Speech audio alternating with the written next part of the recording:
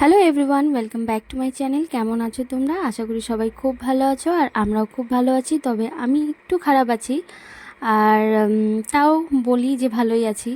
কারণ হচ্ছে ভালো বলাটা, ভালো ভাবাটাই ভালো। খারাপটা ভাবাও উচিত না, আর খারাপটা বলাটাও উচিত না। তো যাই হোক, কেন খারাপ আছি সেটাও বলি। কারণ হচ্ছে মানে নানান চিন্তাতে রাতে ঘুম হচ্ছে না।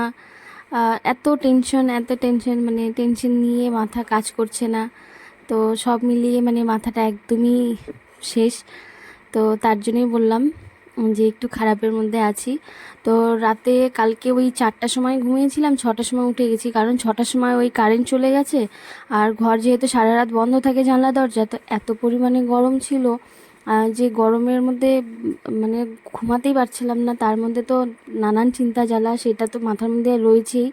রাতটা হলে যেন মানে হয় যে আরও এই চিন্তা জ্বালাগুলো না মাথার মধ্যে, শরীরের মধ্যে কামড়ায়। মানে রাতটা হলে যেন আরও বেশি ভয় লাগে যে চিন্তাধারাগুলো মাথার মধ্যে বেশি ঘুরপাক করে। দিনের বেলা কাজের মধ্যে থাকি, অতটাও হয় না।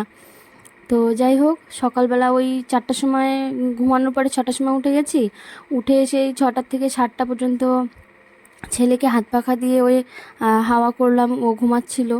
তো তারপরে হলো আমি ব্রাশ করে চা খেয়ে ততক্ষণে কারেন্ট চলে এসছে। তো তারপরে আবার একটু শুয়েছিলাম, কারণ তখন যদি কাজ শুরু করতাম তো ছেলে উঠে যাবে, যেহেতু ও এতটাই খিটখিটে হয়ে আছে গরমের মধ্যে।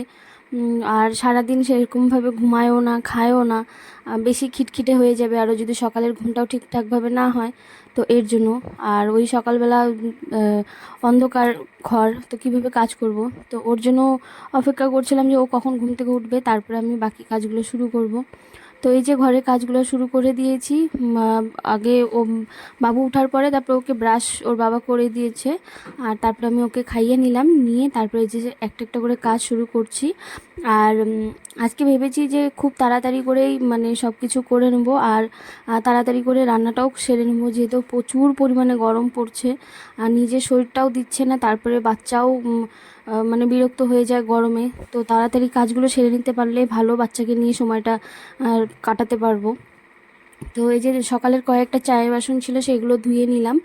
আর হচ্ছে এদিকে জানলার যে পর্দাগুলো আছে অনেক দিন ধরেই খুলি না, আর ধোয়াও হচ্ছিল না। তো ভাবলাম যে এটা খুলে নিই আজকে। তো ওই যে জানলার পর্দাগুলো খুলে জানলার দরজার পর্দাগুলো চেঞ্জ করে নিলাম। তো ওইদিকে চানাটা বসিয়ে দিয়ে ওই চানার মশলাটা করে নিয়েছিলাম, তারপরে বাসনগুলো ধুলাম। আর তারপরে হচ্ছে এদিকে পর্দাগুলো চেঞ্জ করে নিচ্ছি। আর তারপরে তো কাজ করতে করতে কিন্তু দিদি ফোন করেছিল। তো দিদি বলল যে বাবুকে পাঠিয়ে দে, এখানে হচ্ছে একটু খেলুক, আর তুই কাজগুলো কর। আর দিদির ছেলেরও শরীরটা ভালো ছিল না, তো ও আজকে স্কুলে যায়নি। তো ভাবলাম যে পাঠিয়ে দিই। তো ওর বাবা ওকে ওই বাড়িতে দিয়ে কাজে চলে গেছে। তো আমি এদিকে ঝটপট কাজগুলো করে নিচ্ছি। আর আমাদের ওই বাড়ির পাশেই একটা বড় কালী মন্দির আছে, আর ওই কালী মন্দিরের বড় বট গাছ আর পাকড় গাছ রয়েছে, আর বিশাল বড়। তো খুব সুন্দর হাওয়া দেয়, খুব ছায়া থাকে, তো বাচ্চাগুলো ওখানে গিয়ে খেলে। তো দিদি ওদের দুজনকে নিয়ে ওখানে বসেছিল, আর আমি হচ্ছে বাড়িতে কাজগুলো করছিলাম। তো এদিকে মানে একটার পর একটা কাজের মধ্যেই লেগেই আছি, মানে ননস্টপ। দাঁড়ানো যাবে না, যত তাড়াতাড়ি পারো কাজ শেষ করে নাও। তো একটার পর একটা করেই যাচ্ছি, আর আমি কিন্তু একটা কাজের মধ্যেই পড়েছিলাম না, এদিকেও করছি ওদিকেও করছি, সব দিকে মিলে। তো সব দিকে মিলিয়ে নিয়ে কাজগুলো করছি। তো এই যে এখানে দেখো চানাটা করব করে এই যে মশলাটা ভাজা শুরু করে দিয়েছি, তো পেঁয়াজ বেশি করে দিয়েছি। আর আজকে একসাথেই করছি, তো বেশি লঙ্কা দিব না, 3টে লঙ্কা দিব, ওটাতেই হয়ে যাবে। বাবুরও হয়ে যাবে, আমাদেরও হয়ে যাবে। এত গরমে না রান্নাঘরে ঢুকতেই পারছি না, কিন্তু কি করব, খেতে গেলে তো করতেই হবে, করার তো কিচ্ছুই নেই। আর তারপরে তো বাচ্চা আছে, বাচ্চার জন্য তো করতেই হবে। তো এদিকে পেঁয়াজটা টমেটোটা ভেজে নিয়ে এখন রসুন আদা বাটাটা দিয়ে দিলাম। খুবই সিম্পলভাবে রান্না করছি, একদমই কম মশলার মধ্যে, যেহেতু প্রচুর পরিমাণে গরম। তো এখানে কাঁচা মশলাগুলো কষানো হয়ে গেছে। তো এবার হচ্ছে একটু গুঁড়ো মশলা দিয়ে দেবো। তো গুঁড়ো মশলা বলতে ওই একটু মিট মশলা আর চানা মশলা আর একটু জিরে গুঁড়ো, ব্যাস এতটুকুই। খুবই অল্প অল্প করেই দিয়েছি, যেহেতু বাচ্চা খাবে তো তার জন্য। তো তারপরে এটা কষিয়ে নিয়ে আলুটা আর চানাটা দিয়ে দেবো, আর এটা বসিয়ে দিয়ে তারপরে বাকি কাজগুলো আমি করতে থাকবো। তো জানো তো একটা কথা কি, এই অভাবের সংসারে না একজনের কাজে বা একজনের রোজগারে হয় না এখনকার যা দিনকাল। তো মানে ভাবি যে হচ্ছে নিজেও যদি 2 টাকা রোজগার করতে পারতাম, তো খুবই ভালো হতো, কিন্তু কি করব, এত ছোট বাচ্চা নিয়ে 2 টাকা যে রোজগার করতে যাব তারও কোনো উপায় নেই। তো মানে কি করব, মাথায় কাজ করে না, নানান চিন্তাতে মাথাটা একদমই শেষ হয়ে যাচ্ছে। তো করার কিচ্ছু নেই, এভাবে করেই চলতে লাগবে, যেহেতু গরিবের ঘরেই জন্ম, গরিবের ঘরেই বিয়ে, তো এভাবে মানিয়ে গুছিয়েই চলতে লাগবে, করার কিচ্ছুই নেই। তো কাজ তো করছি, এমন না যে কাজ করছি না, ইউটিউবে কাজ করছি, কিন্তু ইউটিউবে কাজ করছি জানি না সাকসেস হব কি না হব, বা কত দিনে হবে, কত বছরে হবে, বা কবে সেই আমি আমার এই এত খাটনি এত কষ্টের ফল আমি পাবো, আদৌ পাবো কি না পাবো তাও আমার জানা নেই। তো সব কিছু মাথার মধ্যে ঘুরপাক ঘুরপাক করতেই থাকে যে কবে দিন ফিরিয়ে দিবে। কিন্তু হ্যাঁ, ঠাকুরের উপরে খুবই বিশ্বাস, ভগবানের কাছে এটাই বলা যে নিজে আমি এতটুকু পিওর আছি যে হচ্ছে কারো কোনো দিন কোনো ক্ষতি করিনি, কারো খারাপটা না করেছি, না বলেছি, না চিন্তাধারা করি, মানুষের খুশিতে খুশি হই, মানুষের দুঃখে দুঃখী হই। তো নিজের দিক দিয়ে এতটুকু শিওর আছি যে আমি কোনো খারাপ কিছু করিনি, ভগবান একদিন ঠিকই আমাকে দেখবে। তো এই বিশ্বাসটা নিয়েই সংসার করছি, সংসারটা চালাচ্ছি, একদিন না একদিন ঠিকই কপাল ফিরবে।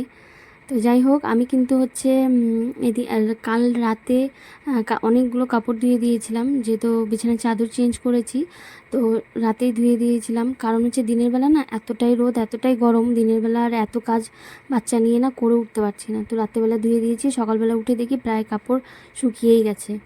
তো এদিকে দেখো কাপড় তুলে নিয়ে এসেছি, আর এদিকে ভাতটা বসিয়ে দিয়েছিলাম, ভাতেরও উতাল চলে এসছে, আর আমার তরকারিটাও কিন্তু হয়ে গেছে।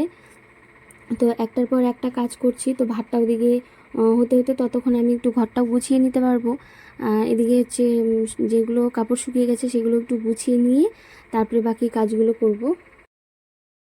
আর খুবই তাড়াহুড়ো করে কাজগুলো করছি, কারণ বাবুকে যেহেতু ওই বাড়িতে রেখেছি, তো যতই হোক ওরা তো দেখবে, তারপরেও না ছোট বাচ্চা, মানে মাথার মধ্যে টেনশন, কতক্ষণে বাচ্চাটাকে দেখবো বা কতক্ষণে বাচ্চাটার কাছে যাব, এই মনে হয় পড়ে গেল, এই মনে হয় কান্না করছে, তো এইসব মাথার মধ্যে ঘুরতে থাকে। আর চোখের সামনে থাকলে পরে নিশ্চিন্তায় কাজ করা যায়। তো যাই হোক, এদিকে দেখো আমি কাপড়গুলো গুছিয়ে নিচ্ছি, আর ওদিকে প্রায় ভাতটাও হওয়ার দিকেই আর কি। তো ভাতটা নামিয়ে নিয়ে তারপরে আমি ওই ঘর ঝাড় দিয়ে দেবো।